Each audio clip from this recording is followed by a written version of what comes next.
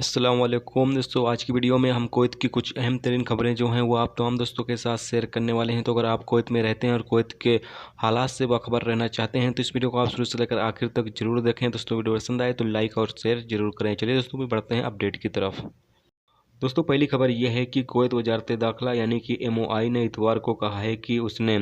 जाबर अल अहमद अस्पताल के करंटीना में एक कुवैती खातून को ट्रांसफ़र किया है क्योंकि वो कुवैत के जो रूल्स है उसको तोड़ी है। वो बाहर मुल्क से कुवैत आई थी और उसको 14 दिन तक घर पर रहने की ही जो है सलाह दी गई थी कि घर से 14 दिन तक वो बाहर बिल्कुल भी ना निकले, जिसकी वो खिलाफ वर्जी करते हुए मार्केटों में सामान वगैरह खरीदने के लिए चली गई थी, जिस पर उसको गिरफ्तार करके फ़ौरन ही करंटीना में शिफ्ट कर दिया गया है और वहां पर जो उसका टाइम है वो पूरा होने के बाद उसके ऊपर मुकदमा चलाया जाएगा।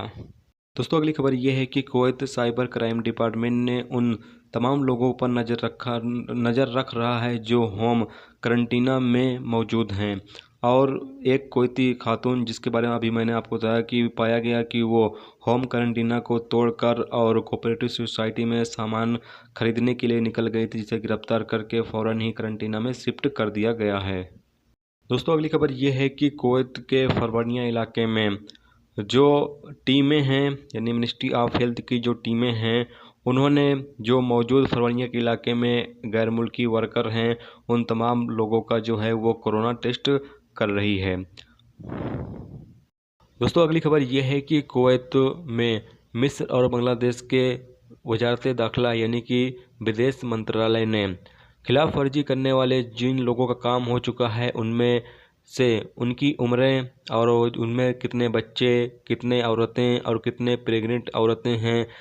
जबकि कितने लोग जो बीमार हैं उनकी और बुजुर्गों और विकलांग लोग कितने हैं, उन तमाम लोगों की जो डिटेल है वो मांगा है ताकि जैसे ही वो अपने मुल्क पहुँचें उनको उनका चेकअप करने के लिए ख़ास तौर से उनका इंतजामात किया जा सके, यानी कि उनकी जो चेकअप की तैयारी है वो उनके ही मुल्क में की जा सके। दोस्तों अगली खबर यह है कि कुवैत में 1,60,000 लोग जो हैं वो इलीगल तरीके से रहते हैं, जबकि पिछले महीने के दौरान 28,000 लोगों का काम हुआ है जो कि कुवैत सरकार की तरफ से छूट दिया गया था। उसके तहत 28,000 लोगों ने इसका फ़ायदा उठाया है, जबकि अभी भी 1,32,000 इलीगल लोग कुवैत के अंदर मौजूद हैं। तो ये थी दोस्तों कुवैत की कुछ अहम तरीन खबरें जो आप तमाम दोस्तों के साथ शेयर की गई। तो उम्मीद करता हूँ दोस्तों ये वीडियो आपको पसंद आई होगी। पसंद आई है तो लाइक और शेयर जरूर करें। चैनल पर नए हो तो चैनल को सब्सक्राइब करके साथ में बेल के आइकन को जरूर प्रेस कर दें, जिससे जब भी मैं कोई न्यू वीडियो डालूं उसका नोटिफिकेशन आप तमाम दोस्तों को मिलता रहेगा। चलिए दोस्तों मिलते हैं नेक्स्ट वीडियो में नेक्स्ट टॉपिक के साथ। जब तक रखिए अपना ख्याल, खुदा हाफिज़।